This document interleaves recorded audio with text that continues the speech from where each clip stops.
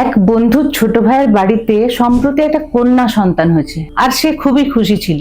সে আমার কাছে এসে বলল, আমি খুব খুশি যে আমার মেয়ের জন্য কিছু একটা করতে চাই, দয়া করে বলুন আমাকে কোন বিনিয়োগ করা উচিত। আপনার বোনেরও তো একটা মেয়ে আছে, সে যখন জন্মেছিল আপনি তার জন্য কি সাজেস্ট করেছিলেন? আমি তাকে বললাম, দেখো আমি আমার বোনকে 100 কোটি টাকার একটা প্ল্যান উপহার দিয়েছি। এটা শুনে সে অবাক হয়ে গেল, কি এটা কি একেবারে আজে বাজে কথা মনে হচ্ছে? আমি বললাম, না তুমি ঠিকই শুনেছো, আমি সত্যিই আমার বোনের মেয়ের জন্য 100 কোটি টাকার একটা প্ল্যান বানিয়ে দিয়েছি আর সেটাই তাকে উপহার দিয়েছি। সে আমাকে জিজ্ঞেস করলো, 100 কোটি এটা কিভাবে সম্ভব? আমার কাছে তো এত টাকা নেই, এটা নিশ্চয়ই কোন একটা ট্রিক বা মার্কেটিং কৌশল হবে। আমি বললাম, এমন কিছুই নয়, প্ল্যানটা একদম সহজ, এটা শুধু কম্পাউন্ডিং এর শক্তি।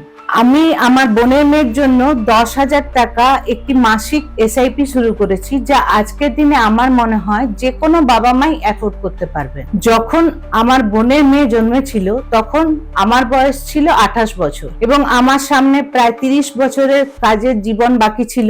যদি আমি আমার বোনকে এই পরামর্শটা দিয়েছিলাম যে 30 বছর ধরে প্রতি মাসে 10,000 টাকা করে বিনিয়োগ করে, তাহলে তার মোট বিনিয়োগ হবে 36 লক্ষ টাকা। আর যদি এই টাকা 12% হারে কম্পাউন্ডিং হয়, যা গ্রোথের ক্ষেত্রে একবারেই যুক্তিসম্মত একটি অনুমান, তাহলে এই টাকার অঙ্কটা প্রায় 3 কোটি হয়ে যায়। তখন সে বলল, ঠিক আছে স্যার, 3 কোটি পর্যন্ত হিসাবটা আমি বুঝতে পারছি, কিন্তু 100 কোটি হওয়ার এই মিরাকলটা কিভাবে হবে? আমি বোনকে শুধু একটা কথাই শিখিয়েছিলাম, সে যেন তার মেয়েকে বলে, দেখো মা, এই টাকার দরকার তোমার পড়বে না, কারণ আমরা বাবা মারা তোমাকে পড়াশোনা করিয়ে এতটা সক্ষম করে তুলবো যে তুমি নিজের পায়ে দাঁড়াতে পারবে। এই টাকা শুধুমাত্র তোমার ব্যাকআপ প্ল্যান। এবার বলি প্ল্যানটা কি ছিল। আমার প্ল্যান এটাই ছিল যে ওই টাকাটা বোনের মেয়ের 60 বছর বয়সের সময় অর্থাৎ রিটায়ারমেন্টের সময় ব্যবহার করবে এবং তখন তার অ্যাকাউন্টে 100 কোটি টাকা থাকবে। হয়তো তখন আমি এই দুনিয়ায় থাকবো না,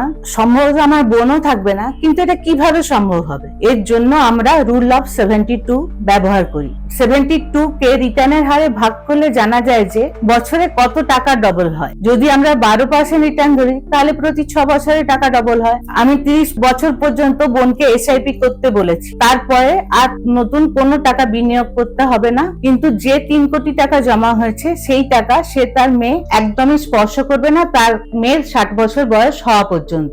অর্থাৎ পরবর্তী 30 বছর বয়সে এই টাকা শুধু কম্পাউন্ড হতে থাকবে। যখন সে 36 বছর বয়সের হবে তখন সেই টাকা 6 কোটি হবে।